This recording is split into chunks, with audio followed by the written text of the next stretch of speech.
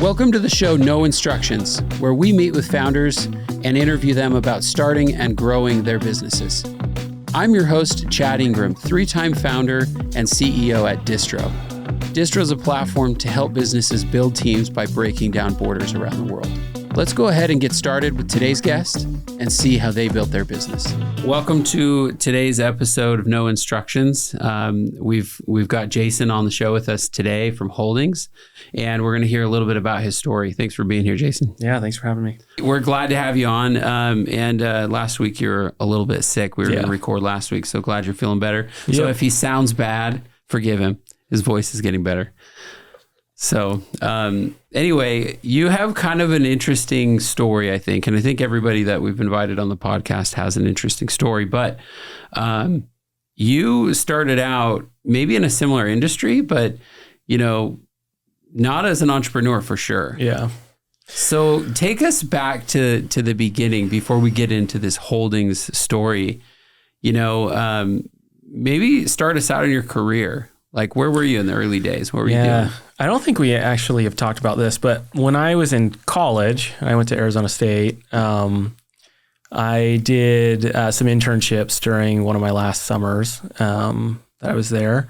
And I did 2 internships that same summer. I did KPMG, and then I also interned at a Silicon Valley-based startup. I didn't know that. Yeah, they happen to do like a street team or like an ambassador team where they basically got like students to help them do marketing and talk to different people on campus. Did you study finance or accounting? Accounting. Okay.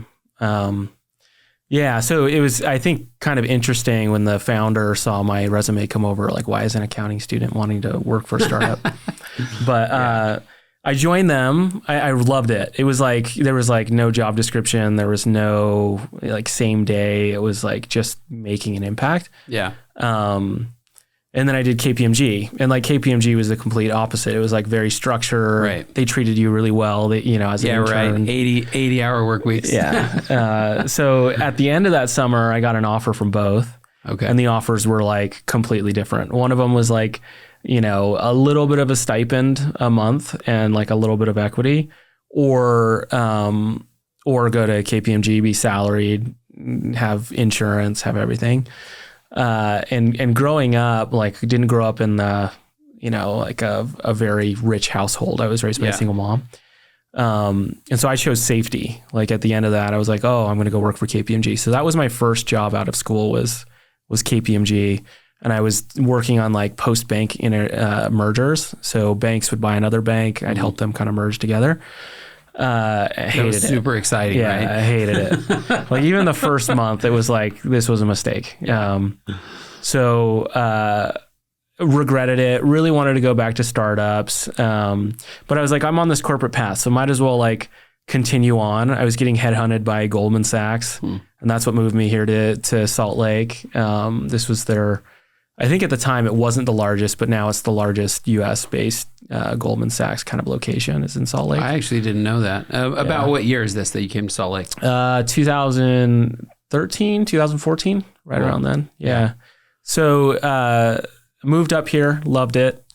But Goldman was like more of the same. It was just like very corporate, you know, slave away. And then Silicon Valley Bank, which is, you know, at the time was like really famous in the tech industry, not as well known. Obviously now the recent kind of collapse has brought them into the limelight, but I joined them and I was with them for about 4 years, and they banked exclusively startups. So it was kind of like getting both worlds. I had like the salary, benefits, everything, but then working with the entrepreneurs and getting to know them. But ultimately that itch to kind of go back to work for a startup got too big. So then I ended up joining startups. But yeah, my background grew up in the heart of kind of the financial industry. Yeah. Not really entrepreneur, not taking risk, not doing any of that type of stuff. Yeah. And did you feel like, I mean, maybe you had this small stint early on, you know, as kind of an intern or something for this little startup. And maybe you got to experience something there, but like, did you feel like you needed to be an entrepreneur? Or did you really kind of see this corporate path going through this financial and banking sector? Well, so I wanted to abandon accounting when I was in school. Yeah. I think a lot of people do because it's just super. I took kind of accounting boring. 200 at BYU, and that was it. Yeah, yeah. And my uncle, who was kind of helping advise me through things, had said like, you're never like accounting is one of the best things you could do because you never really can fail or go without a job if you have an accounting degree. So they were like, even while I was at KPMG, they do a good job of laying out like, here's the corporate path and here's the path to partner and there's going to be wealth and like all these different things in front of you. And it's a game. You can kind of see what that game is to kind of climb those ladders. I think to a certain degree, everyone has to embrace that when you join. Yeah.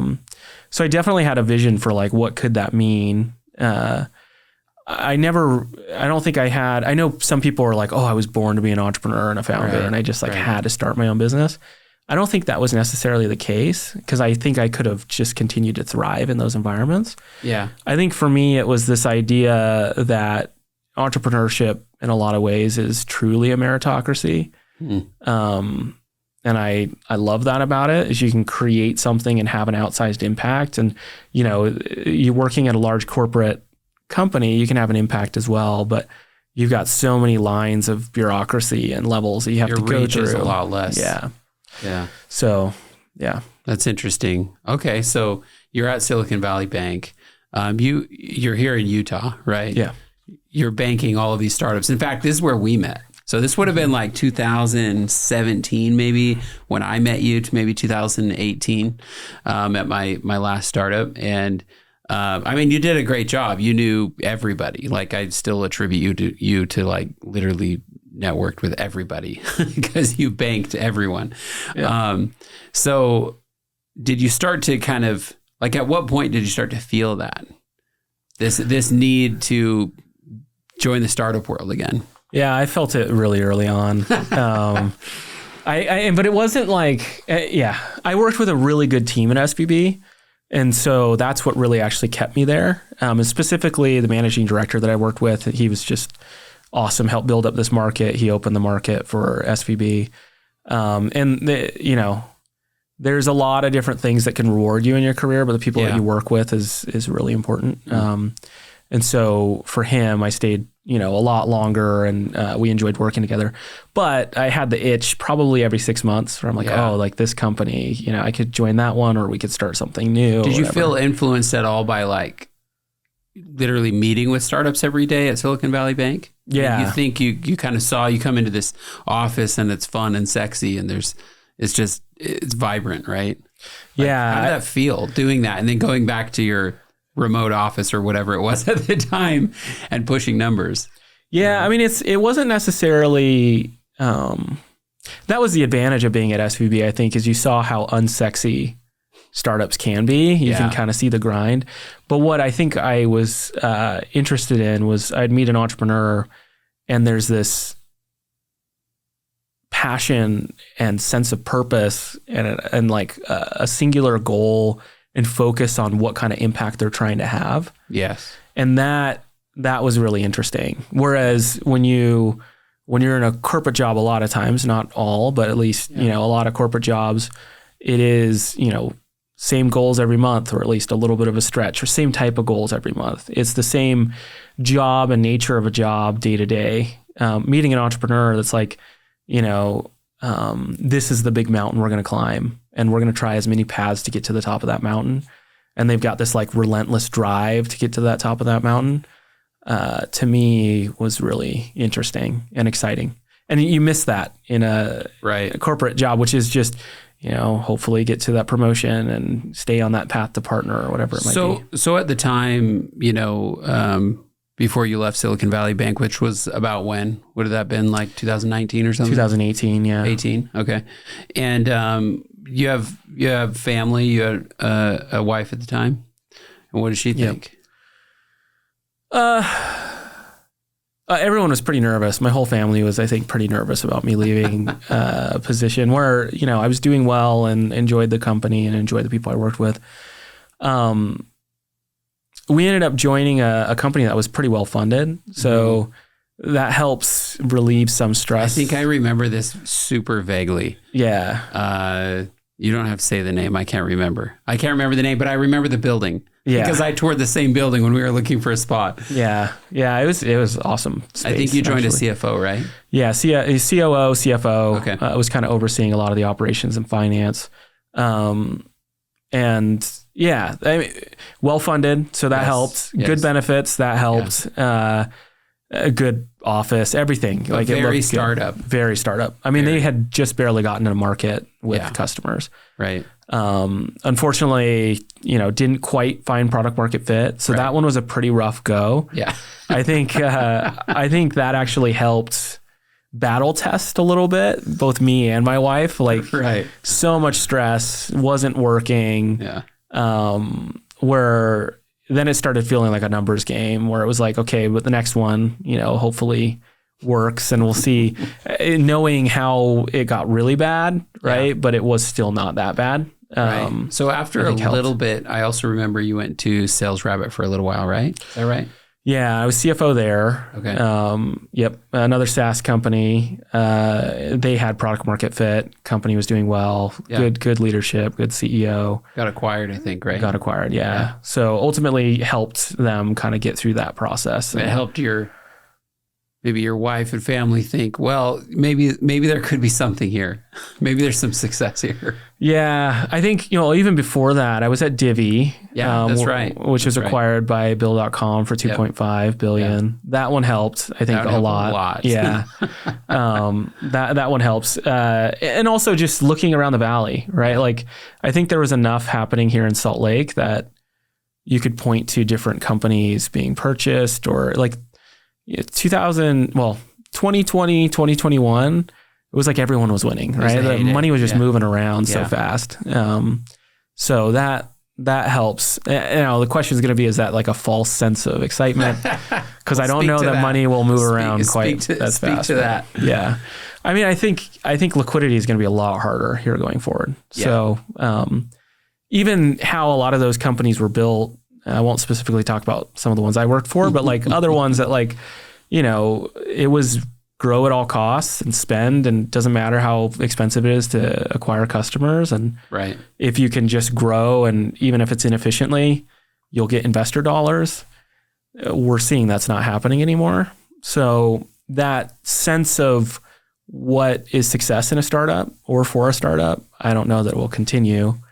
I mean, sometimes our memories are really short-sighted, right? Like thinking about it, the .com bubble burst in, late 90s, early 2000s. And we saw something kind of similar happen. People are getting like a little crazy with capital, a little frivolous maybe. I mean, companies were literally going public with no revenue.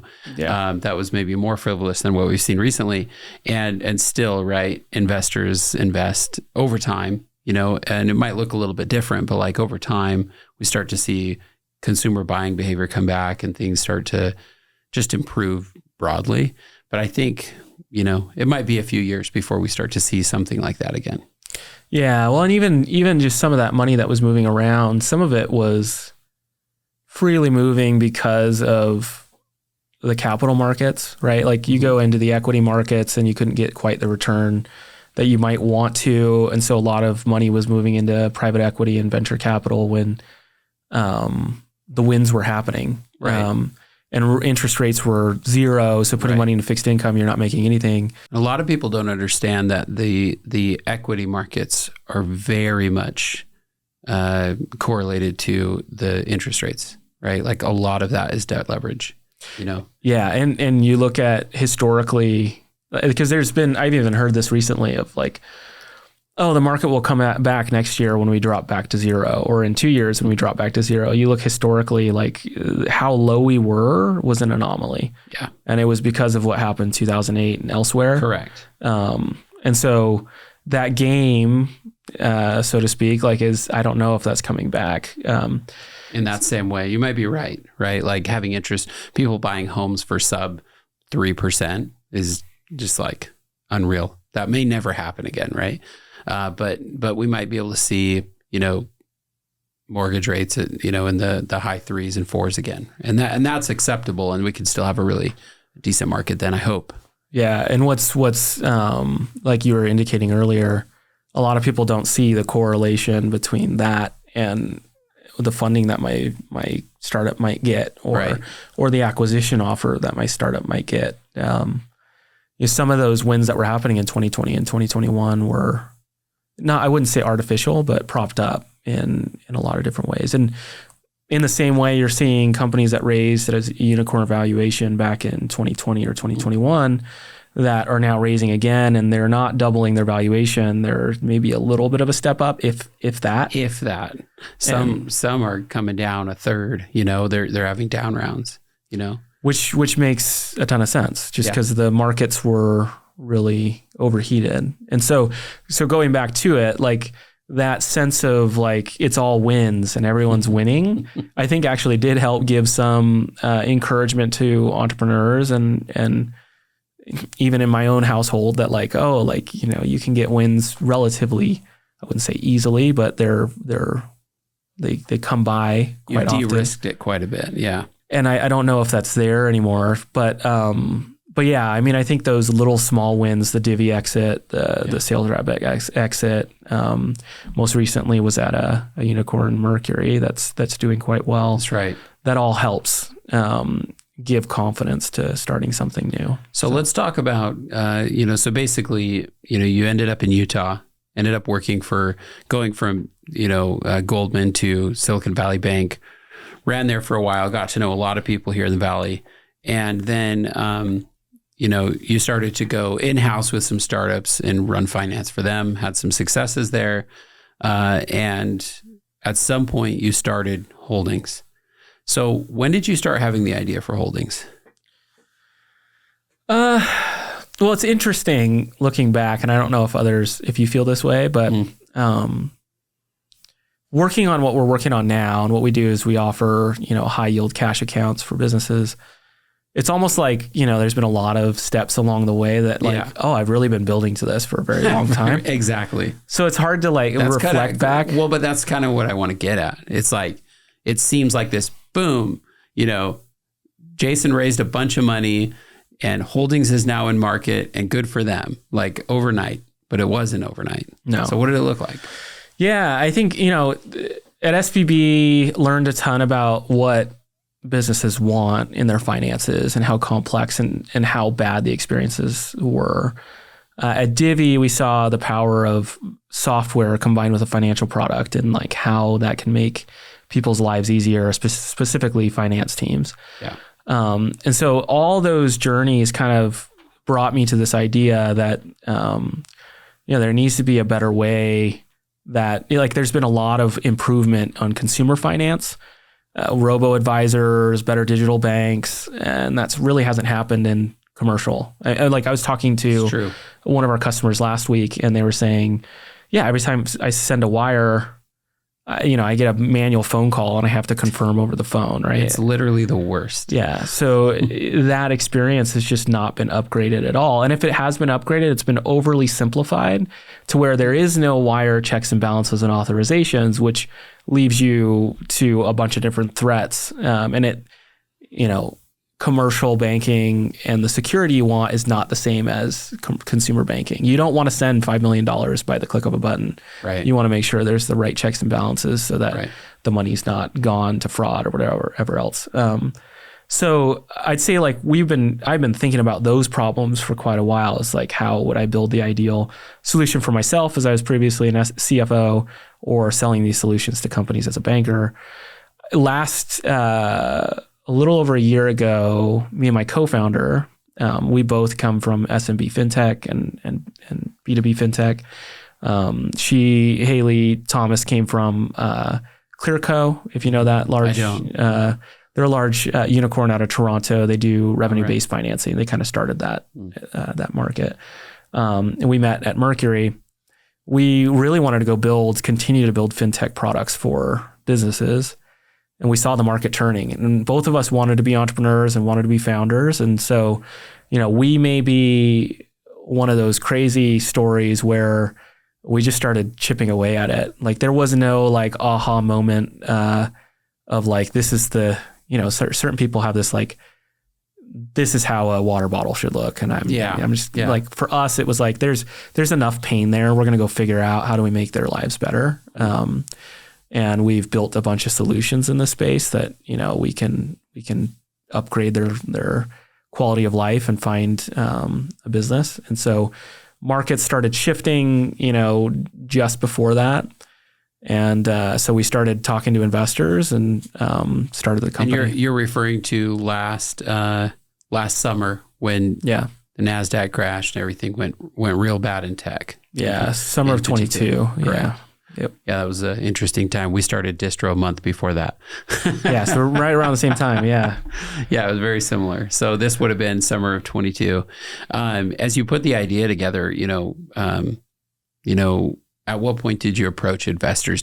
Was it a full concept at this point, or was it half baked? Yeah, well, how did you think about approaching investors? Now you knew them, but my co-founder's an industrial designer, so she would say it was quite raw and half baked because it's all about the iterative process. I'd say, we had a prototype, like mock-ups and wireframes of what the solution would look like. And we had our core pain point, which was helping people see all of their holdings in once and access different types of assets that would help them grow their holdings and keep it safe.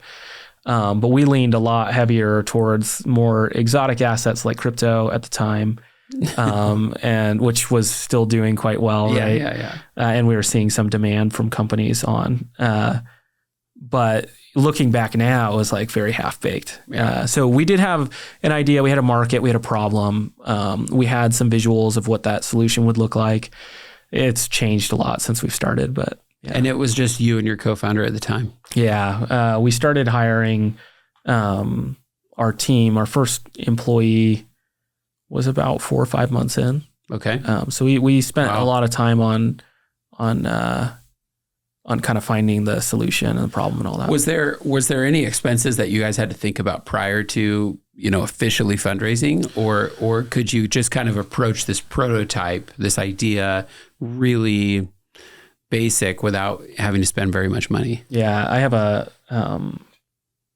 this is somewhat embarrassing, but we bought a domain, and it's the domain that we use now, which is holdings.io, which is clean, short of domain. We like it for the company name Holdings, but it needed to transfer domain registrars. Yeah. And it I can't remember the agency, but it's like 3 months. It's like a 3 months wait. Wow. So I bought that. This was before we fundraised and kind of officially we transferred that into the company. I'm sure that wasn't cheap. You don't have to share, but I'm sure it wasn't cheap. And then we bought, but I didn't know that it would take that long to transfer.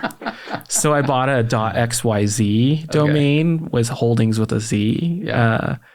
Just as a placeholder to use as emails to talk to like investors and they're like, customers. Are you serious? Yeah, they all hated it. But then I would have to explain, like, is this a placeholder because we're waiting for this domain? Do you remember that we had the same thing at Jump? Do you remember JJUMP? Oh yeah, I remember that. Was that because of domain? Yes, that's amazing. I still get made fun of. Still, it was literally the exact same thing. And then we ended up buying our real domain, and kind of funny. I always wondered why so many J's. Jump. Yeah, that's why. I still get people that'll tease me about that. They'll be like, "Oh, you're that company." I'm like, "At least you didn't forget." Yeah, it's true. It's true. Yeah, we got rid of ours before it placed in anyone's head. But yeah, so we bought a domain. I had some licenses for like Figma and a few other things. Yeah, but pretty inexpensive. Yeah, pretty inexpensive. Yeah, awesome. So you approach investors, and what do they say? I mean, did they accept it with open arms, or did you get a lot of no's? Did you get some? I mean, what was the negative feedback you were hearing? Yeah, I mean, there was some skepticism to crypto. So anytime we brought that up, that would either be very exciting for people or very attractive. Yeah. I would say, like, when we started the fundraising, and I think this is probably reflective of a lot of people's experience, there was a lot of like, oh, that sounds interesting. Like we should talk. And it's more of like, investors, they want to stay in the game and they want to stay in a conversation with entrepreneurs. And so you do a couple calls and then it would turn into like skepticism and then turn into a no. And then a hard no. Yeah. So, reflecting back, the start of it was great. There was a lot of like good feedback, good positive energy. I'd say in July of 22, when the markets really were hurting, everyone disappeared on us. Like most investors were just gone. We were fortunate. I had worked with our lead investors, Album VC. That's Diogo there. That's on our board. Incredible investors. Yeah, they're great. I've worked with them on 4 different. This is the 4th company. And so they were big believers in what we could do, and they saw the vision, and they bet on us really early. They were already in and funded before that happened. And that gave us a little bit of relief that we had investors on our side and convicted, Diogo and them have high conviction when they place a bet. So it was nice to have that support, but it did feel like everyone disappeared. Then in August, it picked up again. Some people came back. Also, just investor sentiment came back. So that's like a long way of me saying that sometimes it's not you. Sometimes it is just the market and the sentiment and how investors are feeling. Because I would say I don't think there was anything necessarily about our idea or how I was pitching it that was making them nervous. Yeah, it was just a rough time. I think that's important for a lot of first-time founders to understand is that, well, one, you go into investor meetings and you see on TV these investors are like cutthroat and stuff, and it's not how it is at all. They're actually really kind, really nice, almost too nice. That's maybe my only complaint about Utah investors is they're a little too nice. They don't say no fast enough. Yes, they should say it faster. Anyway,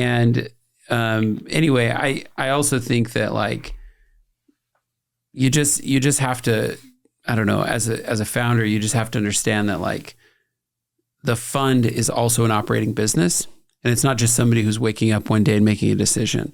They have expectations from LPs, and they have other bets that are going one way or another.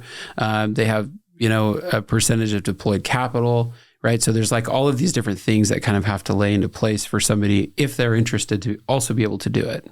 Right. And so I think as founders, sometimes we and as an investor, sometimes it's just not the right timing but they still have to give feedback. Yeah. And so it's hard to read that as a first time founder, I think. Yeah. It would be nice if that was a little bit more transparent to founders, I think, to help them understand, because, for me, I knew well enough to kind of understand what was going on, because you've got, to your point, you've got fund dynamics. Maybe there's a partner there that's really fighting for a different investment, and your partner that's trying to do your investment just gets outvoted. Totally. Or maybe they just placed a huge bet, and they, their money, if they raise $100 million fund, it's not just sitting in a bank account. No. It comes in over time. Correct. And so maybe the capital that they've already received from investors, they've already invested elsewhere. Correct. And also one of the ones that used to bother me when I was at SPB, because I would see these really talented teams start a new company and they don't quite have a revenue yet, but they've got this really interesting product and they don't get the investment. Some other company that's maybe less exciting from a product perspective, but has more revenue. Right. And I always was like, why is there not, pre-product investors and pre-product or pre-revenue investors here in Utah as much? There really aren't. There's not a lot. Yeah. The Convoy guys are I think trying to change that. Yeah, and I think John. In fact, I was just emailing with John Richards this morning, and he says that, I don't know if it's early stage, but what's the name of their new fund? John and Tyler Richards. Is that the Rev Road? Yeah. No, that's different. That's Peterson something or other. But yeah, Tyler Richards co-founded Dev Mountain with Kevin Sharp. Yeah. So they put together a small fund. I think it was $20 million. I could be wrong, but they're trying to do really, really early stage. We need more of it just for the growth of the state. But in fairness, I remember talking to an investor and here in Utah that was saying, well, why? I'm looking at 2 different companies. I got a company that's doing $1.5 million in revenue, and I got a company that's got a really great idea and a good team, but doesn't have any revenue yet. My job is to take capital and put it into businesses that are working to generate a return for my investors. It's a hard argument. I think there's also another correlation, and it's also has to do with product and engineering. We also lack here in Utah. We lack experience around engineering great products. I remember when I was fundraising for Jump, I don't know, 5-6 years ago, it's been a long time. And I was meeting with Insight Ventures, out in New York, and they had come and visit me in person, and I had a meeting in Manhattan, so I went to their office, and I was sitting across the table from one of the investors, and she said to me, I'm only slightly impressed by your sales, and our sales were great. I'll never forget this. She said, every Utah company sells. Only a few build great products. And I was like, that's interesting. And the longevity of a great company is in the product. And so I wonder if we need to do better about like the engineering and the product focus that we have in Utah. Because again, going to de-risking, early stages about de-risking things, right? Like the further we can de-risk it, like, the better the bet, regardless of revenue. And so when you look at, like, if we had a better focus on building incredible products early on and shipping those, I think it would be better. Yeah. Yeah, I think you're right. I mean, that's why I feel fortunate to have the co-founder that I have, because she's an amazing designer and product person, and product mind. And I have seen the app. I'm a customer. It's awesome. Yeah, thanks. Yeah, we love it. But I would agree, like in Utah, especially at SBB, we see it show up in the numbers later. Right. Like you can have a really good sales engine, hire really great sales reps, get a really good sales process going. Hide churn. And you can hide churn for a period of time. And then it becomes this leaky bucket because the product's not good enough to retain the customer, that ultimately all that revenue comes in and it goes out. And some of the most promising companies and with the highest growth rates are gone now that I worked with at SVB, because the product quality was just not that high. Right. Because I think in here, sometimes we overemphasize functionality over experience. And so it's at least meeting the mark. It's helping you get this data, or it's helping you do this thing. But there's enough friction in the experience, and there's not enough focus on product quality that ultimately you miss a mark somewhere, and somebody figures out that job to be done with a better experience, and then you lose it to that competitor. Yeah, totally agree. In fact, that was one of my biggest takeaways in selling my last startup. We made that big mistake, which was we sold a lot, we proved the concept, great signs of product market fit, and then we turn attention to sales and start growing sales, right? And then you pull attention away from the product, and you're just shooting yourself in the back. Like, because if you continue to lead with product, then the people that are buying are going to continue buying, or they're going to expand, And so I've seen that myself. I've made that mistake, so. Yeah, I remember there was a company I worked with that CEO was really frustrated. I was sitting on a meeting. The CEO was really frustrated that the product was not flying off the shelves. Was their their comment. And I remember thinking in order for somebody to sign up, they have to do a demo. They have to fill out an application. That application is outside of your product.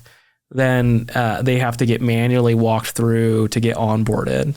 There's so much friction from you to go from, I like this thing, I want that thing, I'm going to buy it and get into it. And when they thought about their product, they thought about what happens after they become a customer. They never solved this product gap, that onboarding, to make it self-serve kind of onboarding, to where you can have that product-led kind of growth.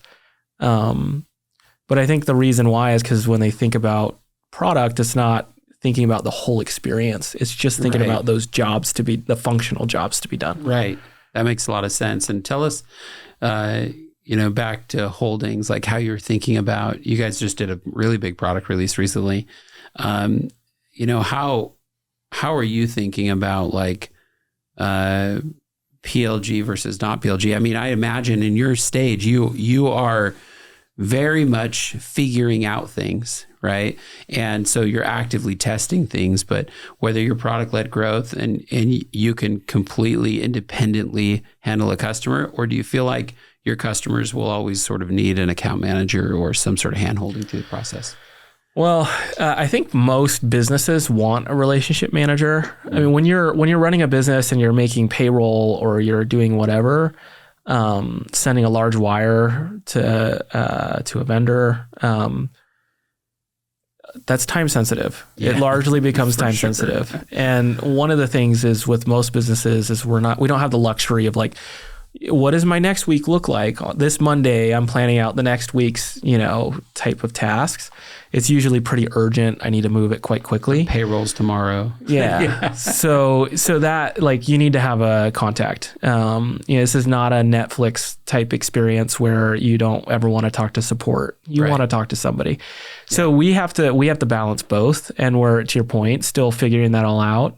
Right now, we lean a lot further over to being accessible.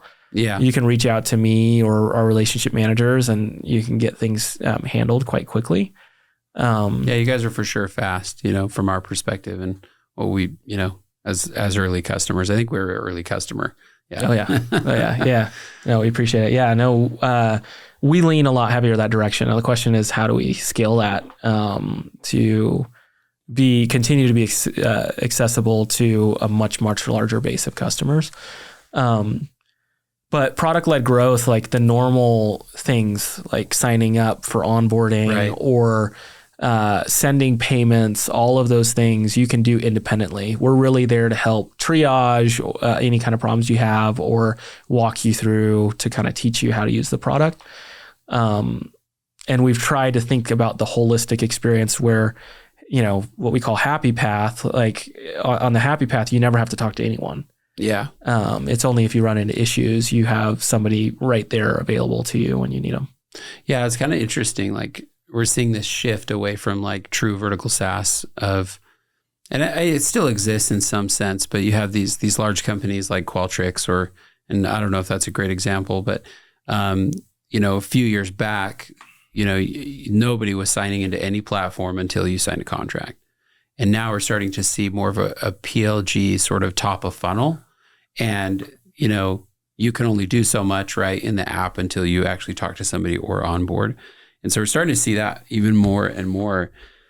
Like we just had this experience. Have you guys used Seamless AI before or heard about it? So it's a database aggregate to be able to gather leads so you can run queries on all the startups in whatever phase and get contact information to contact them. It's a sales tool. And just the same, you can onboard and, it's a PLG product, but you really can't do much beyond trying it and testing it and getting onboarded.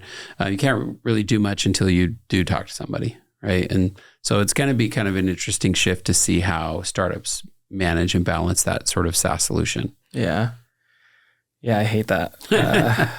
I understand why it's there. In fact, I was talking to my team today. We're using some new SEO tools. Yeah. And I signed up for a trial. And I get like access to the entire app on this trial for a certain period of days. And my thought originally was like, why wouldn't I just use this for these certain periods of days and then like turn it off?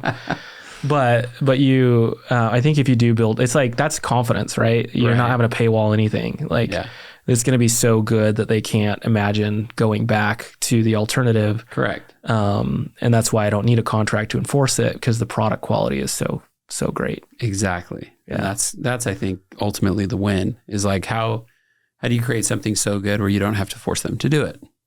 And I think a lot of that is not like the hard thing on product quality is it's not tricks. It's the quality is so good across the board that when you experience something else, you have this like reaction to it because it's not good enough. Right. Because I don't think product-led growth and good quality has to come from like, we figured out this one thing that is this one trick that no one else has figured out. It's just having a really high standard of product interactions throughout the app. Yeah. And you've said that pretty consistently, talking about these interactions or this like journey rather than making like a very feature rich platform. I've heard people talk to me about it like a power tool versus a point solution. And I think people don't want power tools. Like it's just, when you log into something and it can do a million things, I think it just confuses people. It deters people and they wonder why they bought it initially anyway, Also, I think if you're building a product and you show up to use it and it feels like you have homework. Yeah. It's like if your onboarding experience is taking like, I mean, we could look at like, Salesforce or an ERP like NetSuite or something and say, if it looks anything like this, probably don't build it. Yeah, exactly. So it's kind of interesting. Yeah, I think that's true. It's interesting though. Like Rippling, there are a couple of those power tools though that are great. They still because they own the market share, right? Like they, you get to a point when you can tell the user what they're going to do.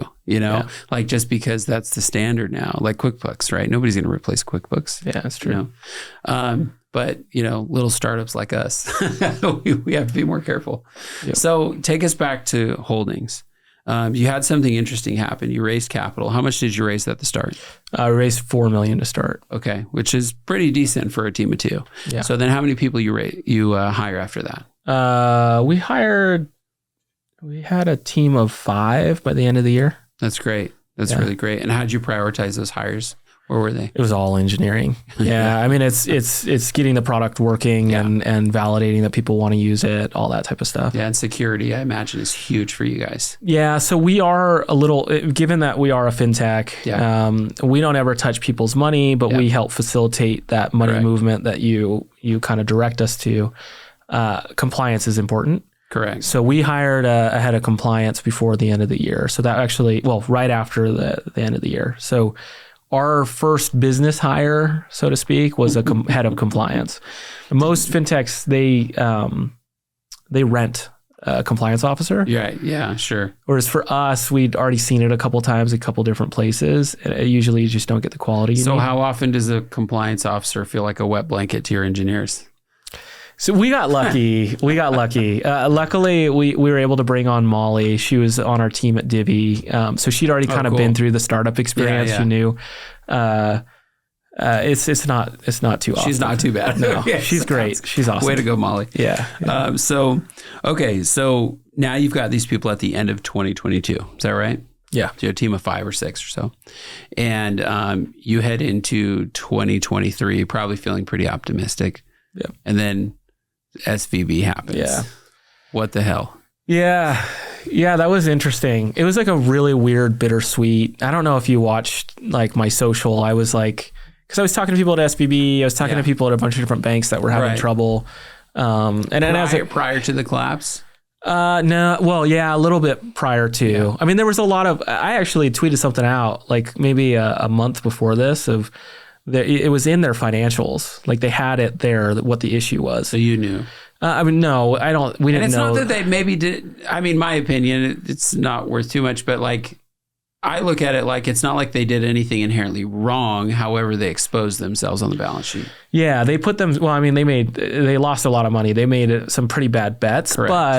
But that should not inherently have killed the bank because the bank died. It was acquired by somebody else, right, out of receivership. Yeah. What it was the panic, right? And that run on the bank is real. No one's immune to it. And even it's interesting because digital solutions, which we're trying to build a better digital solution. Right.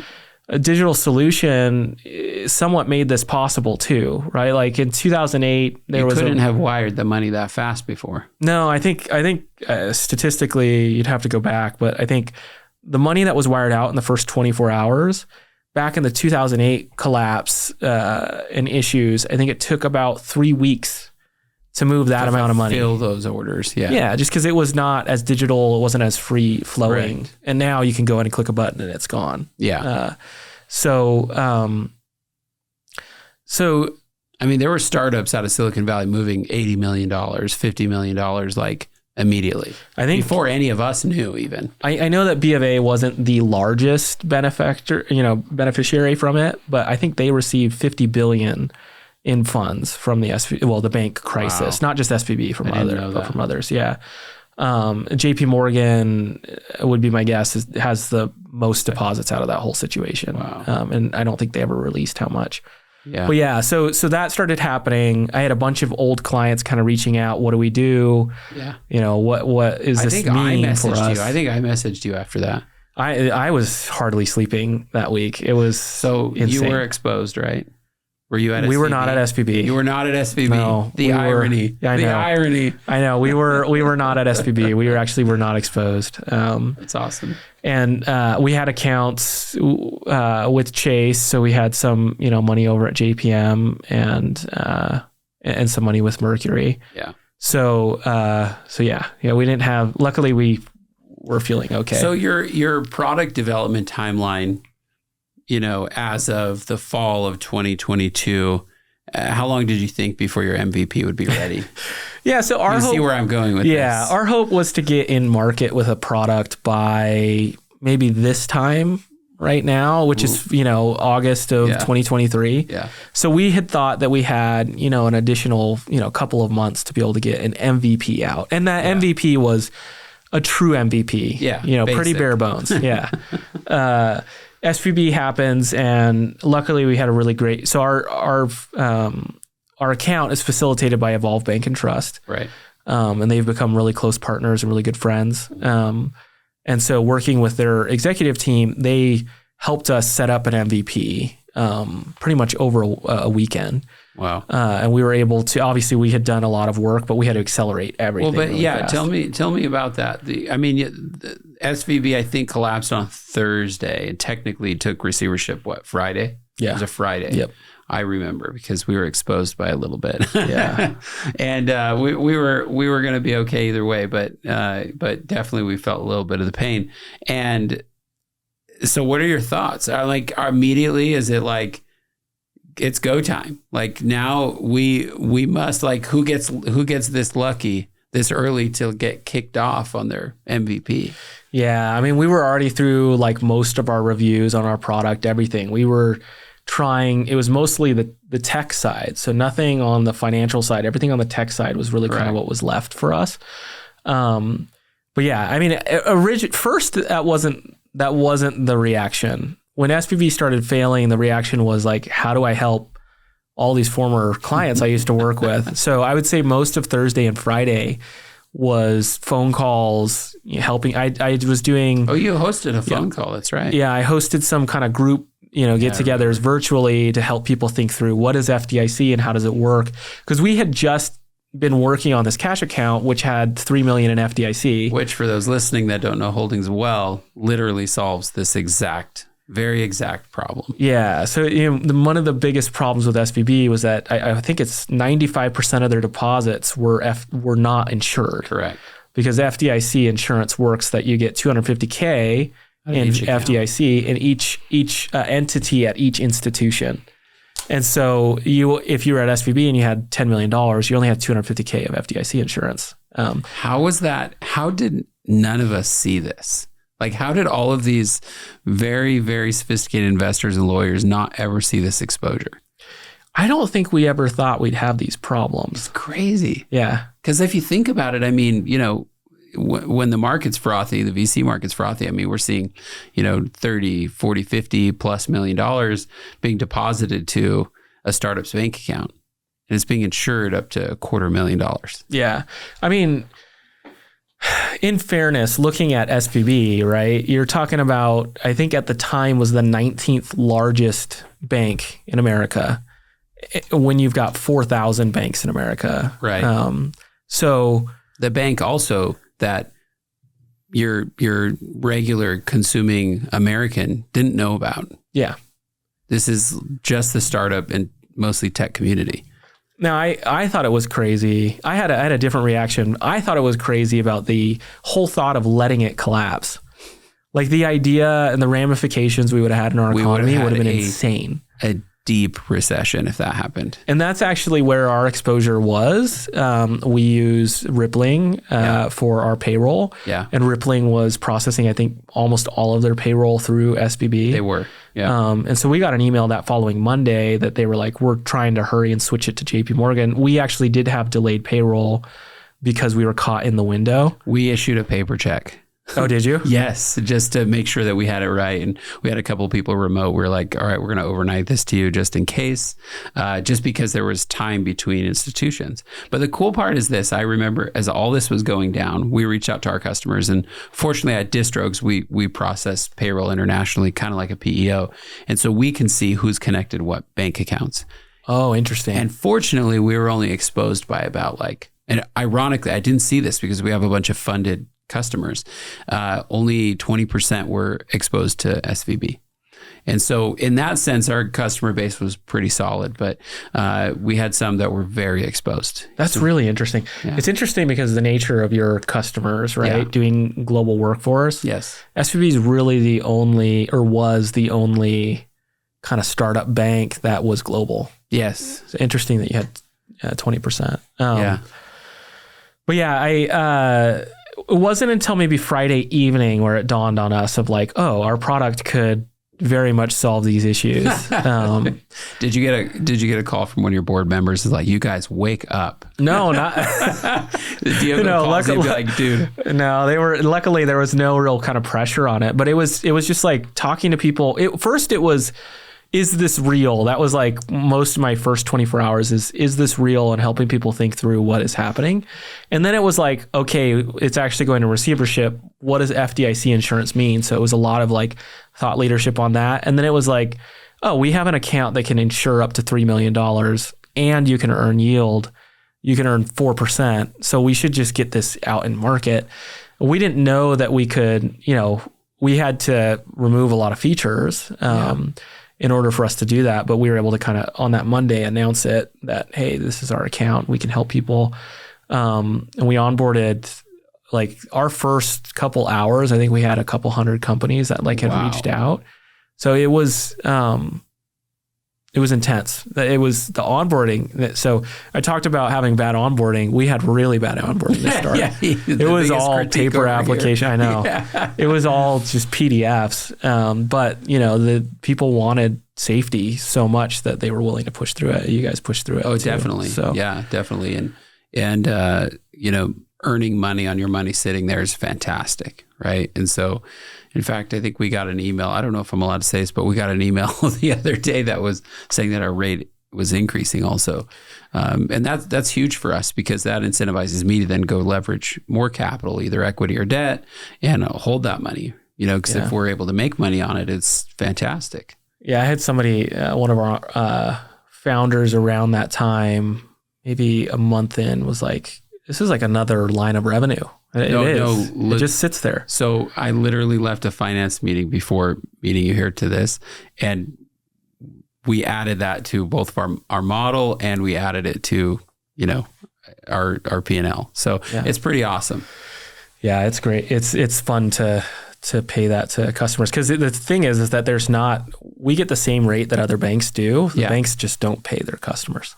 Yeah, so exactly. And that's the thing, though. This could work out for you in volume by making it easy for customers, because there's a whole generation of people that want to just have a simple platform where they could log in and do it. And the first time I did log in, that was my feedback. I think I gave you feedback on that. I said that it was just like very clean. I didn't get lost, really easy to use. So like, I think those sort of reasons are why users will stick around. Yeah. That's good. I appreciate that. Yeah. The SPB stuff though, it hurried a lot of things. And then, what's great, and this is who did you think? Yeah. Over there. I had somebody when we announced our company, which was that Monday, somebody was like, this is creepy timing. Like I left the bomb when I left SVB. Like, no, Yeah, exactly. We had no idea. And we weren't even, again, we thought, hey, you as a business probably want to earn more money on your cash. Oh yeah. And you want your money safe. Those seem like the right things to do in any environment. It seems like had that not happened, there's a certain amount of luck to do with that, right? Like there's nothing you could have done to forecast that, but in getting to market, it would have been much more difficult, still doable, but much more difficult to launch and get people to give you $10 million or whatever it is, right? To send the account. So it's pretty fantastic. So as we wrap up, tell us what's next. What are you guys focused on next? And where do you guys think you'll be at the end of the year? Yeah, we've been building out, like our first product is this cash account. Mm-hmm. Which again gives you the FDIC and the yield. We want to diversify now because you shouldn't have, even though we got a great single solution, if you do have $10 million with us, you should still diversify across different types of options. Yeah. One, you might want to go to a higher yielding option that has a little more, it doesn't have an FDIC guarantee on it. So it has some market risk to it. But you can earn split more. That risk. Yeah. Right. And then also safer options. We've got treasuries and other types of investments that are on our product roadmap so that you can take your business savings and diversify them and keep them growing at a fast rate. Awesome. It's all around that. Making it easier, we'll be building out kind of automated money movement. So you can set rules and say, hey, I don't want more than a certain percentage sitting in this bucket or more than sitting in this cash account. Very cool. So yeah, that's what we're working on. So what do you think the end of the year looks like for you guys, or what's next as far as your team goes? I mean, are you guys focused around user count? Are you guys focused around new logos, deposits? Like, how do you think about growth? Most of it's on deposits. Yeah. I'd say we're pretty fortunate. Most of our customers have about $1.5 million in each account with us. So they can be fairly large. We obviously service companies of all sizes. Companies have got 10,000 or 100,000 with us. But it's growing that deposit base. I'd say a lot of our customers start out by putting $100,000 in and then seeing the first interest check. Yep. And then they start putting more in. Sure. So expanding and owning more of our customer funds so that it's keeping it safe and growing. But also just getting more customers on the platform. Go to market, as you know, like you get this product that people want. Then you have to figure out how do you put it in front of their eyes and in front of that traffic so that people see that it's available to them. So a lot of it's going to be, growing the user count. How many customers can we get onboarded? That's awesome. Well, we're excited to see what you guys do. Where can people get a hold of you if they got more questions? Yeah, our website is holdings.io. And then I'm pretty available on social media. So Twitter, SIRJRG. That's my Twitter handle. You can also find me on LinkedIn as well. Awesome. Well, thanks for being on the show and good luck. Yeah, thanks. Thanks for having me. Thank you for listening to today's episode of No Instructions. Feel free to leave us a rating or review wherever you listen to podcasts and subscribe so we can continue producing these podcasts. Today's episode was brought to you by Distro. Distro is a platform to help startups find, hire, and pay employees in over 200 countries. It's free to use. Go to distro.io to set up your free account today.